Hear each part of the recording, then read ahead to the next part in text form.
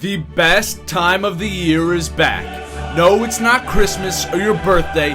The Champions League is here. The most elite competition in European football. The trophy that every kid all around the world dreams of one day getting their hands on. This is the competition that finds a small team somewhere in a small country in the corner of Europe and makes the world fall in love with their passion, the way that they play, and the heart that they leave out on the field. The only time that you'll root for your biggest rival, because at the end of the day they're still representing your nation. This is the song that when you hear it brings chills to your body, tears to your eyes, and memories to your head. This is the green beer that when you look at it you think of what was and what will be. And tonight in Monaco, the small coastal town on the south of France, the playground of the rich and famous, three old men reaching into buckets full of balls decided the future of our hopes and dreams. Decided what we are going to be watching and thinking about for the next coming months. Decided where we are going to root for our clubs, and decided the group stages for this year's Champions League.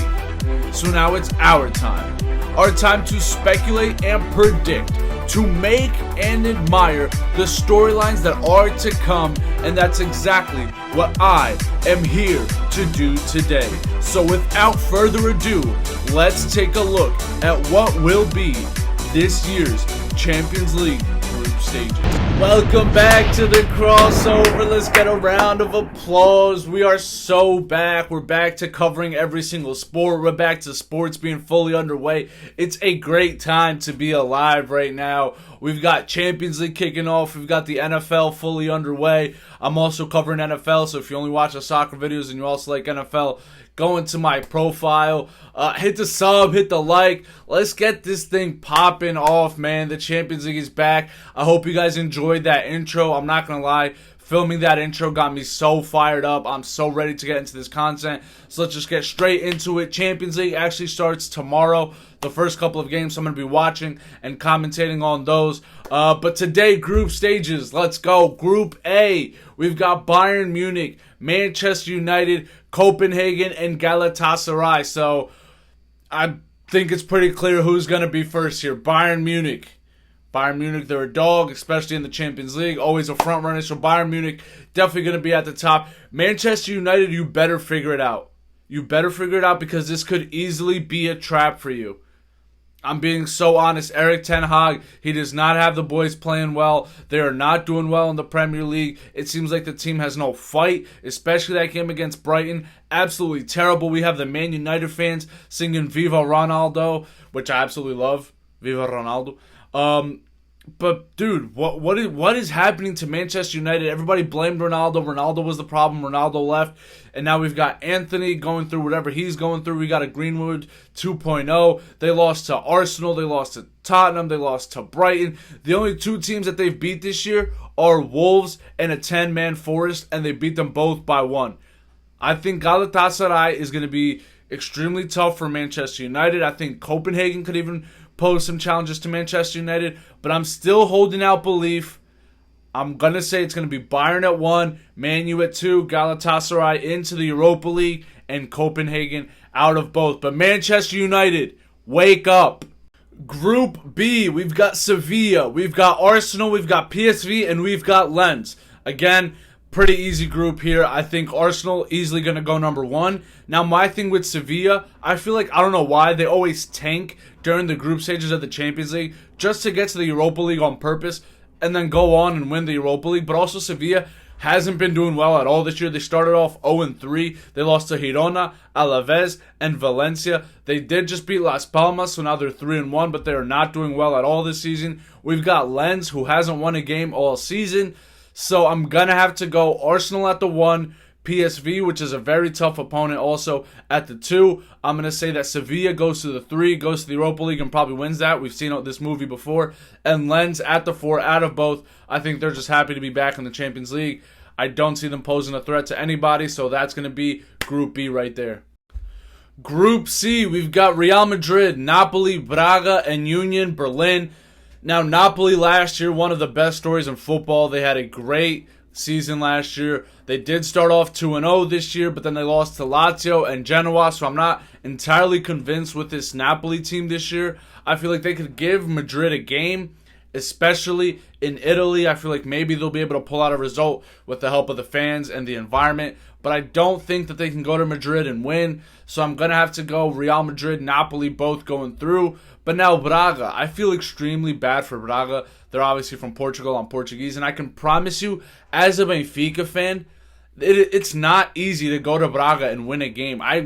I'm going on record now saying Braga will get a result against either Madrid or Napoli at home. Whether it's a win or a tie, I don't know. But I promise you that Braga will be a surprise to a lot of people. And that's why I'm going to put Braga at the 3 to go through to the Europa League and then Berlin out. But I promise you, keep your eye out for Braga, especially playing at home. And now we got Group D. Oh, baby. We've got Inter Milan. We've got Benfica. We've got Red Bull Salzburg. And we got Real Sociedad. And we've got a rematch of last year's quarterfinal between Benfica and Inter. And now, as a proud Benfica fan, you can see the scarf in the back. I'm still a little bit salty of that quarterfinals against Inter Milan. There was a lot of pens that should have gone Benfica's way that didn't. I think the refereeing was terrible. We didn't have Otamendi for our first game. However, Benfica isn't playing as well as they were last year. I think they've got a couple new pieces on the squad. Roger Schmidt is still trying to figure it out. I think it'll be close. I can see each team winning at home, but I'm still going to have to go Inter at 1, Benfica at 2, going through in the Champions League. However, if Benfica was able on the last match day to outscore PSG and get the 1 and make PSG go second, why can't we do it this year? I'm still holding out belief. Benfica could easily win this group. However, especially after Inter's 5-1 win against AC Milan, they're very strong. I think Inter will end up going 1 and Benfica at 2. Real Sociedad, they've only won 1 game this year. But as a New York Red Bull fan, knowing the Red Bull organization, and now that Red Bull Salzburg has Gerhard Struber, who the New York Red Bulls fired earlier this season, in the middle of the season, we just fired him because he was absolutely terrible. I know that Red Bull doesn't play well in big games, so I'm going to go Sociedad at 3 and Red Bull Salzburg at the 4 out of both. And I think Sociedad maybe if they get their stuff together, they can do something in the Europa League. But watch out for Benfica. Benfica could easily win this group. I'm praying for it. I'm hoping for it. And you're going to be getting a lot of Benfica reactions on this channel. Group E, and this is one of the hardest groups to predict in the Champions League, in my opinion. I feel like anybody can win this group. Anybody can come second, third, or fourth. I feel like this is just going to be a surprise group all around. We've got Feyenoord, Atletico Madrid, Lazio, and Celtic.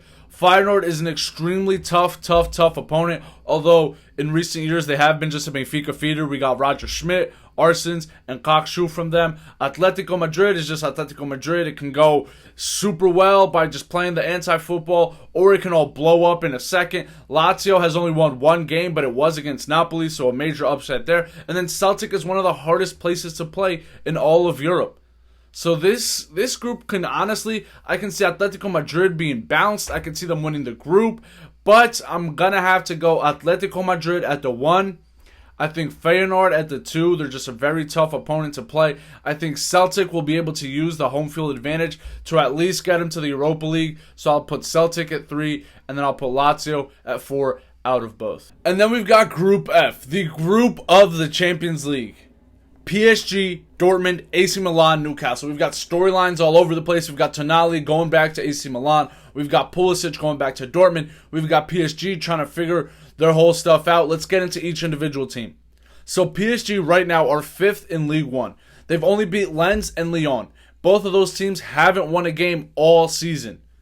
Dembele still hasn't showed up for PSG. Gonçalo Ramos, their new striker, is trying to figure things out. And they've got a whole brand new project that they're going to try to figure out. I think Mbappe can still carry this team. Obviously, he's still the star, but he doesn't have as much help as he did in years past.